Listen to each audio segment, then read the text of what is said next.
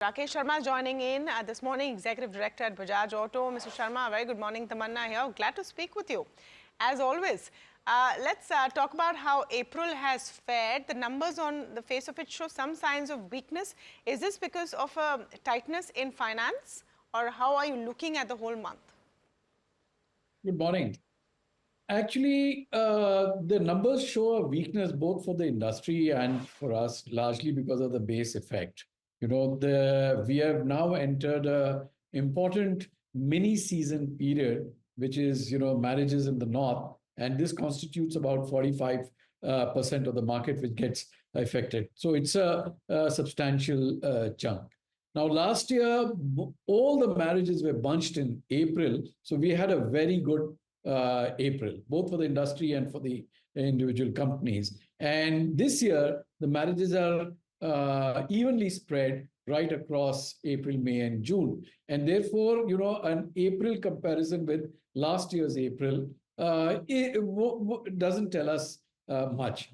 To understand the market and our own relative performance, we are looking at how April has performed sequentially, going from March into April. And there is some good news over there. I think there is an uptick in the industry, and the uptick is almost 16 to 17% over March.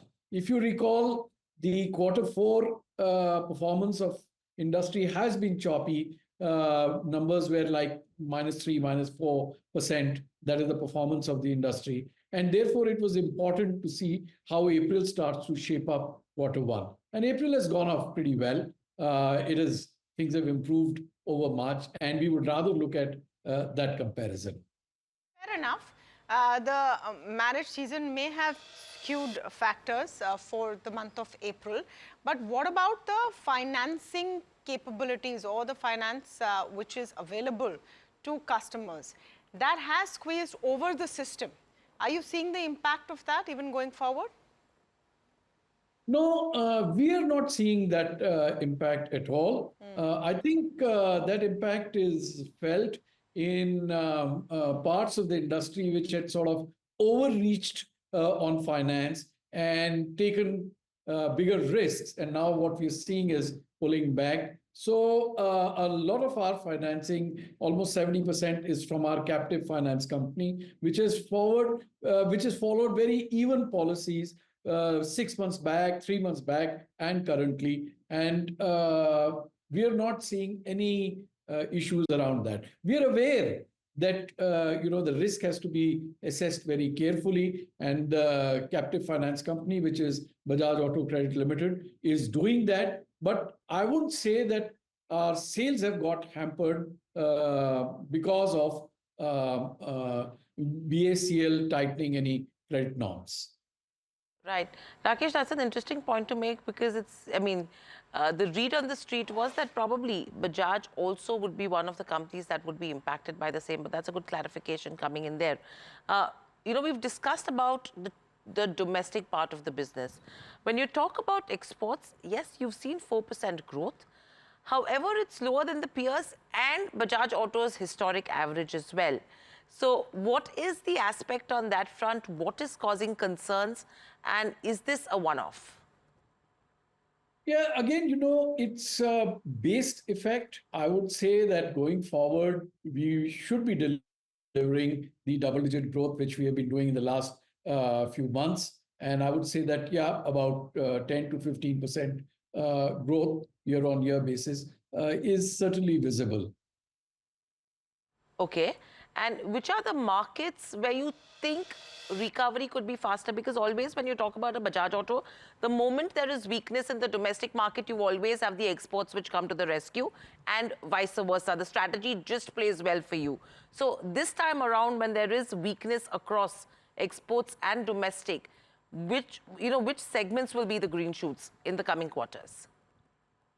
No, but first of all, let me clarify. I just said that I'm not seeing any weakness in the export market. We have been growing at about 14 to 15%. This is a one-off because of a base effect. And hopefully in the next few months, we should be in that zone of growth. yes, we would like the overseas markets, particularly Africa, to pick up. They have been at a certain plateau, and there is a bit of an overhang of all that is going around in the world on tariffs and making currencies a bit jittery, holding back purchases, etc. So Latin America is also seeing a little bit of plateau, but Asia is coming back rather smartly. So all in all, I would say 10 to 15% growth is visible for us, which is in keeping with our trends in the last few months. Enough. Mr. Sharma, let's get into a little bit of detail on what's happening industry-wise and where Bajaj Auto is standing in comparison. Because if I look at growth over the last, I mean, if I take November 2024 and look since then, industry-wise, growth has been petering down for the two-wheeler segment as a whole. If I were to compare or ask you to look at how Bajaj Auto is doing relatively, are you feeling the same pain points? And within that context, are you seeing an uptick going forward in demand? Because you're looking at this broader rural recovery story. I'm wondering what your take on that is. Well, last year was about 5 to 6% growth for the industry, and this was led by the top half. Uh, However, the growth is not secular across the months and quarters. What we have found is that there are wide variations in growth. Quarter one last year was double digits. Then quarter two sank a little bit. Quarter three, because of October, was 16, 17%. And quarter four, like I just said, was -3, -4%. So it's been choppy. We think that going forward, the industry should clock about 6% growth, because the recent past indicates that that is what is going to probably unfold. However, again, I don't think that the growth is going to be very evenly distributed. We will have to navigate some sharp peaks and troughs. That's the nature of consumer behavior also. In parts, it is fueled by consumer behavior, which is waiting for festives and occasions to buy and things like that. The structure of the demand will also continue as it has been, which is the top half, which is the 125cc plus segment, should be growing at almost twice the rate of the 100cc segment. That has happened for quite a few quarters, 2 years almost, and we think that that is going to continue. So yes, about 6% growth led by the top half, but choppy. Each quarter will have to be dealt with on its own merit. That's fine, but are you seeing two-wheelers pick up further? Are you seeing more focus on commercial vehicles? If you can just give us some color, what are you seeing happening with the EV space of it? What I told you just now is all about motorcycles. So my comments were motorcycles, not about two-wheelers and three-wheelers. Okay. So let's get into some more detailing on two-wheelers and three-wheelers, and what is the direction that you're seeing there? Well, like I just said, we think that motorcycles should grow at 6%, but it might be choppy in the sense that every quarter will have to be dealt with its own merit. Within the motorcycles, the 125cc plus segment should grow at twice the rate of the 100cc segment.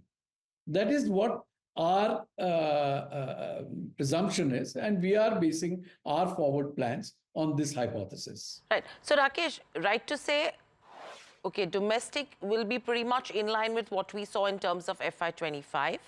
Exports, we should start seeing that 1.6 lakh to 1.7 lakh kind of a number back again. And three, from an EV perspective, how does it stand? Because I think this month there has been some bit of pressure in terms of market share. Bajaj has come down to peers. So how are you seeing that cycle play out? In EV? Yes. Three-wheeler EV? Actually, I don't know where you're getting your numbers No, from. not three-wheelers, two-wheelers. Yeah, two-wheelers EV, I think, is again doing pretty well.